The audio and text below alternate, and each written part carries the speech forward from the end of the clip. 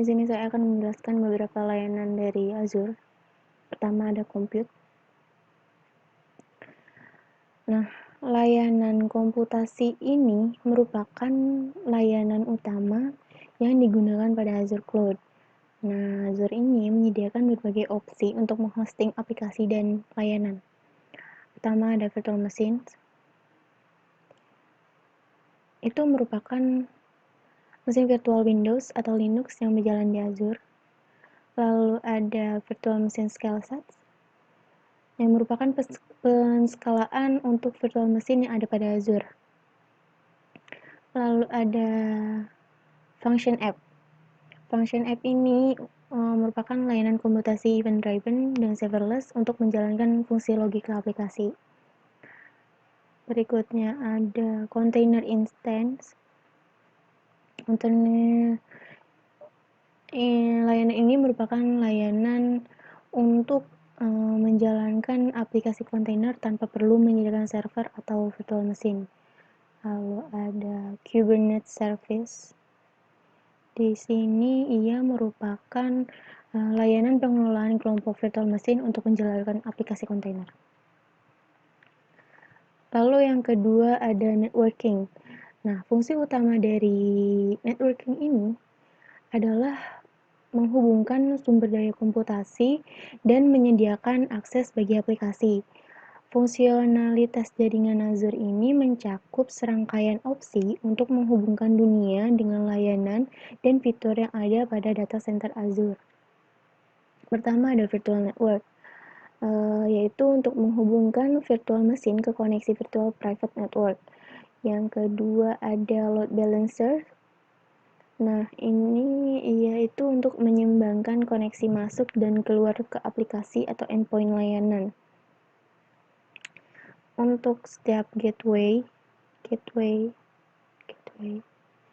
Nah, itu untuk mengoptimalkan layanan server aplikasi dan meningkatkan keamanan aplikasi. Lalu ada DDoS Protection Plans. Nah, layanan itu untuk melindungi aplikasi yang ada pada Azure dari serangan DDoS tentunya.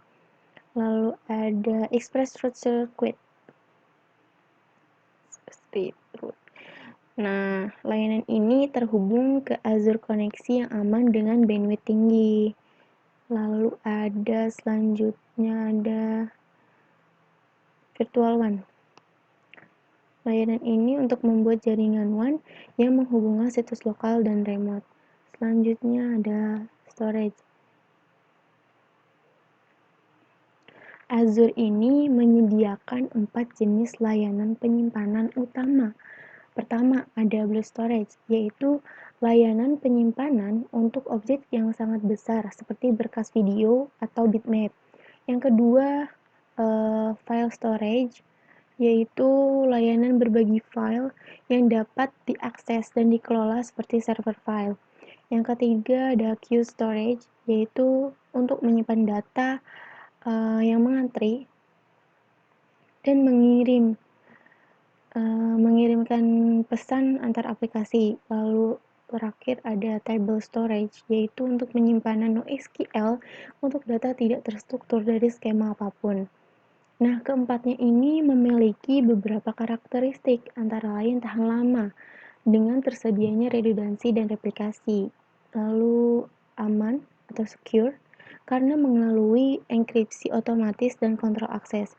Yang ketiga itu terukur atau scalable, dengan penyimpanan yang hampir tidak terbatas, lalu terkelola atau manage, yang dimana Azure ini menangani pemeliharaan dan masalah kritisnya. Lalu terakhir dapat diakses, yaitu Azure ini dapat diakses, penyimpanan ini dapat diakses melalui HTTP atau HTTPS. Berikutnya ada web, yaitu beberapa layanannya seperti App Service. Layanan ini untuk membuat aplikasi web berbasis cloud dengan cepat. Lalu Notification Hubs, layanan untuk mengirimkan push notification ke platform apapun. API Management Service, API Management Service ini untuk publikasi API ke developer, partner, dan karyawan dengan aman dan skala yang besar. Selanjutnya ada Signal R. Nah, fungsi ini untuk menambahkan fungsi web real-time dengan mudah.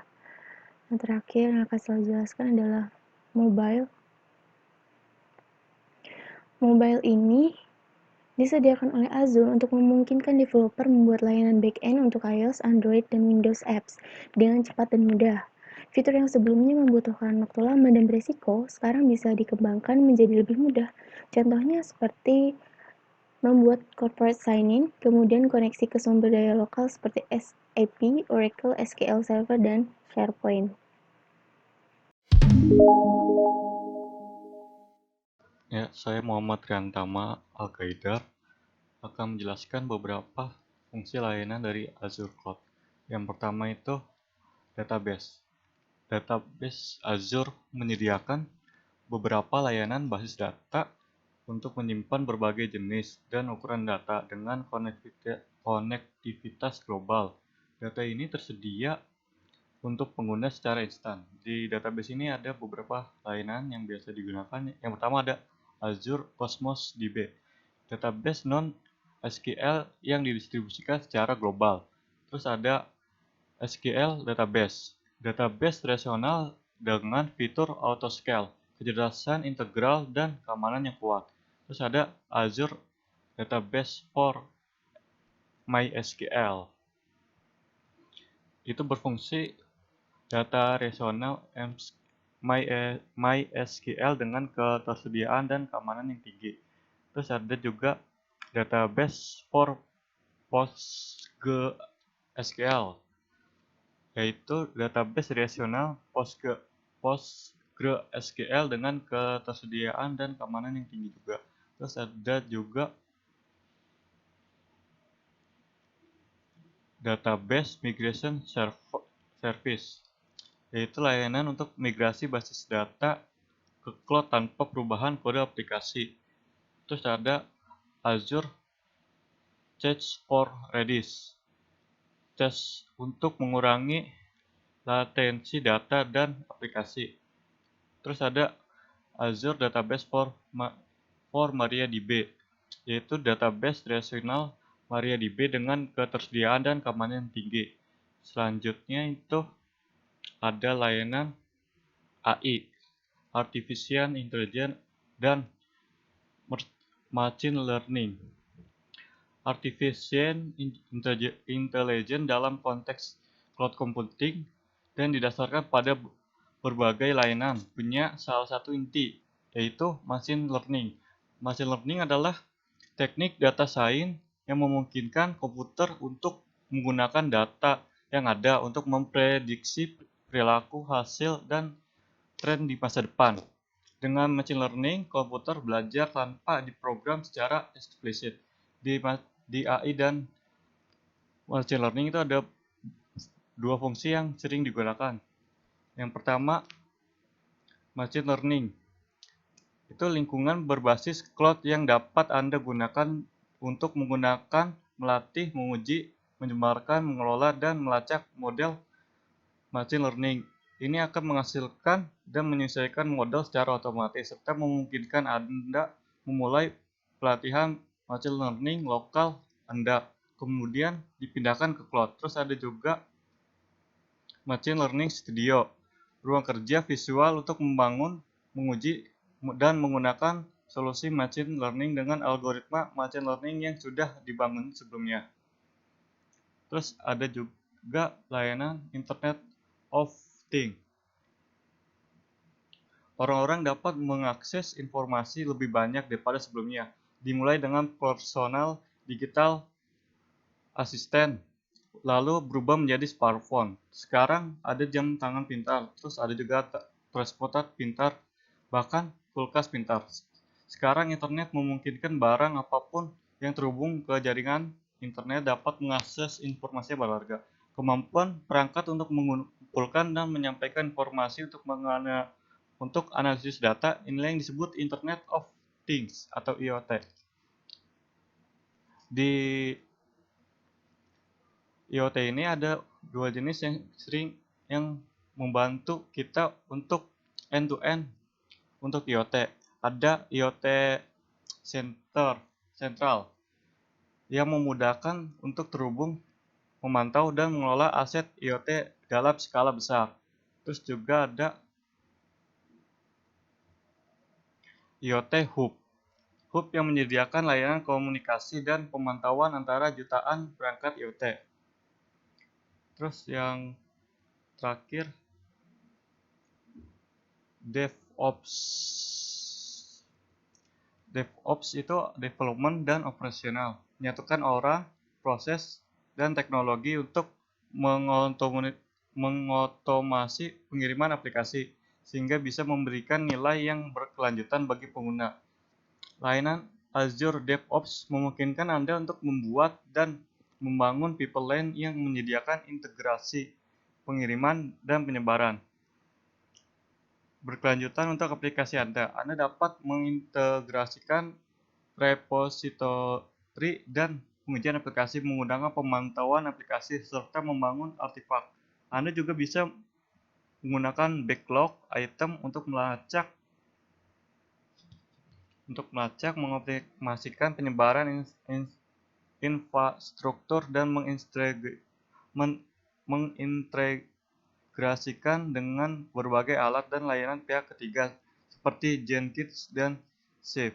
Semua fungsi ini terintegrasi dengan Azure untuk memungkinkan deployment yang konsisten untuk aplikasi Anda gunakan, menyediakan proses pembuatan dan rilis aplikasi yang berkelanjutan.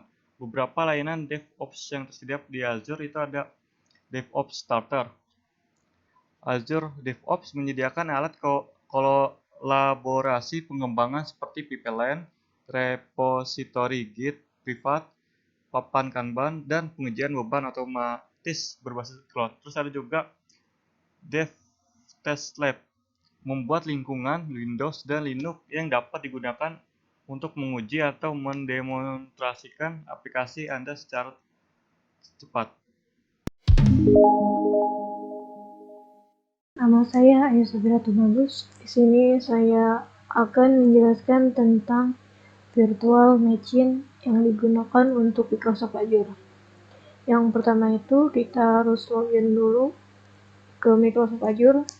Di sini saya login menggunakan akun sika.ac.id.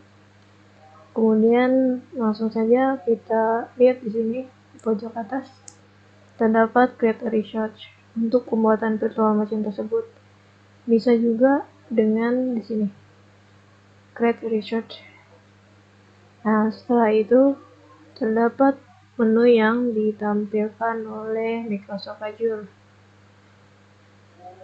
Di sini saya memilih Windows Server 2016 Data Center untuk membuat virtual machine-nya. Nah, pada tab basic ini terdapat project details. Di sini saya memilih default itu Azure for Student karena di sini saya login menggunakan akun student.ac.id. Kemudian kita buat new baru, create new. Namanya kelompok 2 VM. Kemudian klik OK. Untuk selanjutnya kita isi virtual machine name. Kita samakan aja kelompok 2 VM. Untuk region di sini karena kita berasal dari negara Indonesia, maka kita pilih Asia Pasifik atau Asia Tenggara. Di sini untuk available option dibiarin saja kayak gitu. Terus untuk image juga default Windows Server Data Center. Untuk Azure Spot Instance klik no. Di sini ada ukuran size. Yang ini yang dimaksud size ini termasuk ukuran laptop yang digunakan. Di sini ada terdapat beberapa jenis-jenis tergantung laptop yang digunakan, ada CPU, RAM, data disk, Max, BIOS, OP. Nah, terus ini untuk bayarannya itu ada yang paling murah 347, ada juga yang paling mahal 40 juta. Di sini saya milih yang standar saja, yaitu DS1 PS2. Kita klik select. Kemudian ada administrator account. Username-nya kita samakan saja kayak tadi, kelompok 2 ya. Untuk password kita isi.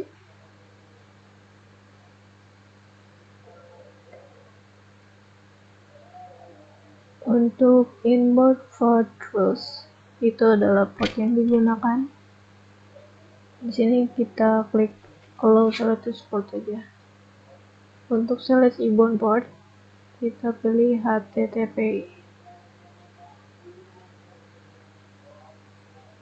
Setelah dipilih,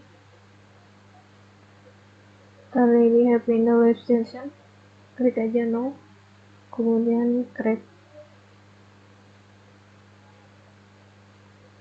Tunggu sampai create tersebut selesai. Setelah create a virtual machine sukses, di sini terdapat basic-basicnya, yaitu yang kita masukkan tadi. Kemudian klik create lagi, tunggu sampai selesai. Installation deployment, tunggu sampai deploynya selesai. Your deployment is underway.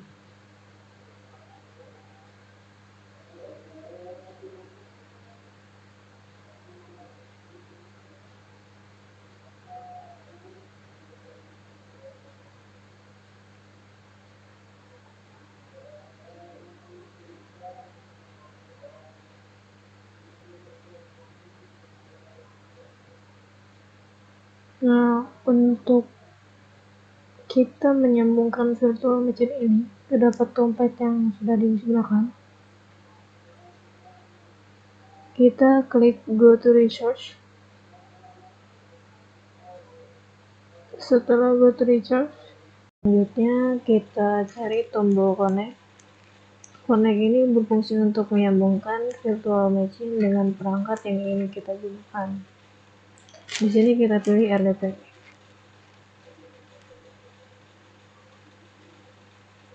Nah, setelah itu ini dibiarkan saja default. Kemudian download RDP file. Save file. Oke.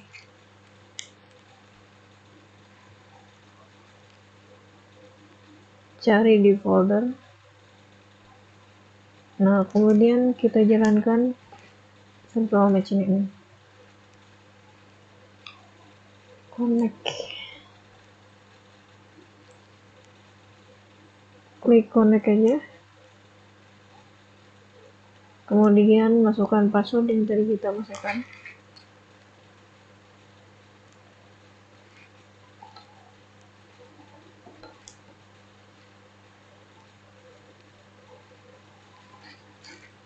Klik OK. Kemudian yes saja.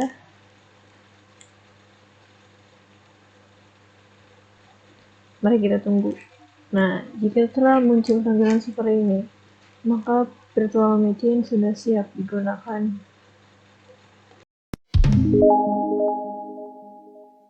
Bismillahirrahmanirrahim. Assalamualaikum warahmatullahi wabarakatuh. Saya di sini akan melanjutkan tentang pembuatan yang tadinya sudah pembuatan virtual machine. Sekarang kita untuk membuat yang namanya web apps untuk menyimpan sebuah data pada cloud. Di sini kita langsung ke portal Azure-nya saja. Oke. Mana ya? Nah, yang pertama itu kita di sini diklik resource. Sesudah klik resort, di sini ada web app. Karena kita akan memunculkan aplikasi di web, makanya kita menggunakan web app. Kita klik. Nah, di sini ada yang harus kita isi. Nah, yang pertama di sini kita pakai yang pertama itu Azure Student ya. Karena yang saya gunakan yaitu Azure Student. Terus di sini kita create new aja. Untuk membuat namanya, kita di sini kita bikin yaitu kelompok 2 web. Ya. Kelompok 2 web. Udah.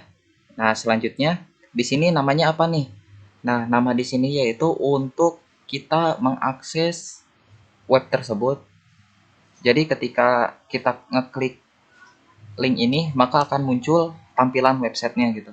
Nah, di sini kita akan kasih nama kelompok 2 web.azurewebsite.net. Di sini yaitu kode masih tetap.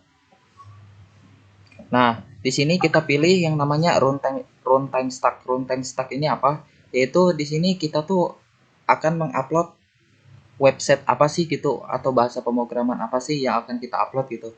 Di sini ada banyak gitu, ada Python, ada Ruby, PHP, Node, Java dan lain-lain. Dan untuk sekarang karena ini awal, maka saya akan menggunakan PHP 7.3.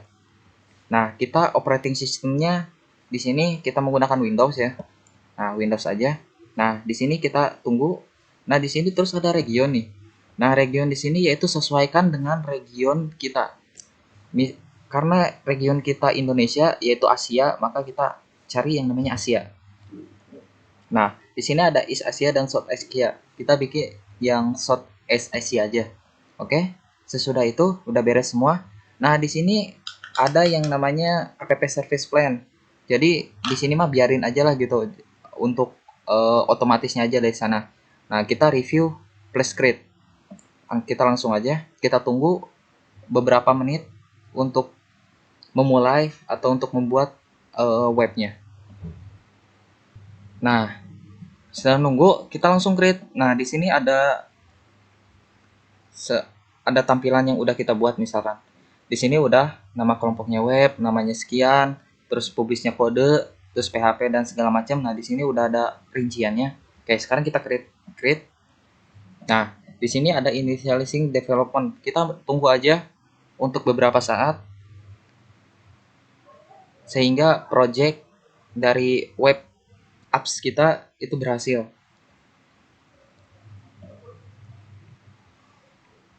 Nah, di sini dia lagi memproses dulu. Nah, oke. Di sini udah terdapat yang namanya your deployment is complete. Nah, di sini kita tinggal go to resort aja, yaitu untuk ke yang namanya dashboardnya. Kita go to resorts. Nah, udah beres ya di sini untuk pembuatan websitenya sendiri yaitu kelompok 2 web.azurewebsite.net. Di sini sudah bisa kita akses, tetapi di dalamnya itu belum ada apa-apa. Jadi semacam ini web itu masih kosong. Nah, dia itu kalau misalkan udah seperti ini, dia udah bisa nih, dia udah bisa. Nah, selanjutnya apa? Kita akan memasukkan kode ke dalam website tersebut. Yang pertama, kita ke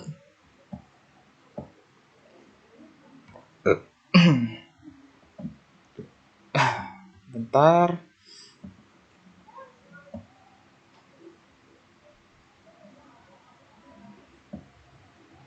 Oh iya, yang pertama itu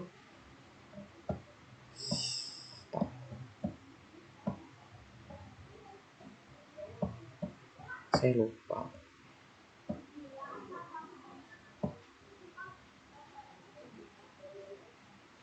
Nah, yang pertama itu kita ke yang namanya deployment center. Nah, di sini tuh deployment center itu fungsinya untuk kita menghubungkan akun yang ada istilahnya yang ada project kitanya gitu.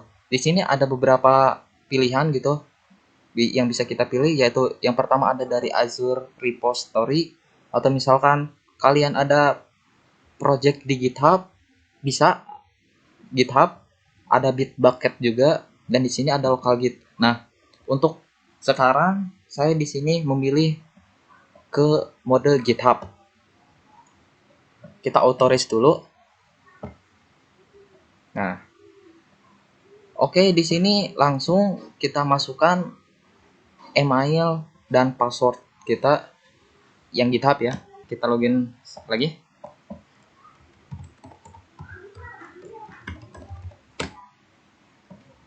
Nah, oke. Nah, di sini ketika kita sudah login, dia bakal mengautoris atau misalkan nge-refresh apakah si GitHub-nya itu nyambung tidak sama portal Azure ini. Nah, di sini kan udah ada tuh namanya di sini Helmikun. Nah, di sini kita udah terhubung ya ke GitHub. Nah, langsung kita continue aja. Continue. Nah, di sini kita ada 3 pilihan, yaitu build providernya, atau bisa dari GitHub-nya langsung, Azure-nya langsung, atau app subbuild service-nya langsung. Karena di sini kita menggunakan default, kita ke app service saja yang cepat.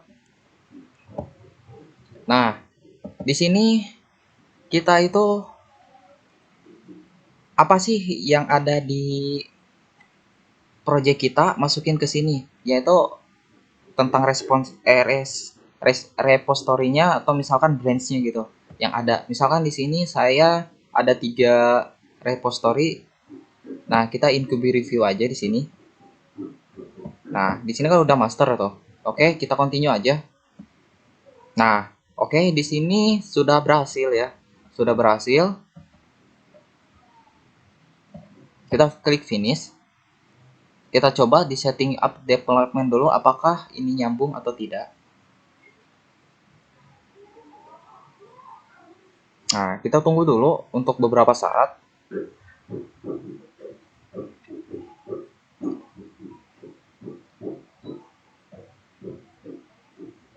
Nah, oke, di sini terdapat yaitu status with aktif, yaitu saya udah menghubungkan antara GitHub dan portal Azure saya. Oke, mungkin sekian saja review untuk Azure Cloud sendiri, yaitu tentang pengkoneksian web app ke portal Azure. Mudah-mudahan bermanfaat. Apabila ada kekurangan dari kelompok 2, saya mohon maaf. Wabillahi taufiq wal hidayah. Wassalamualaikum warahmatullahi wabarakatuh.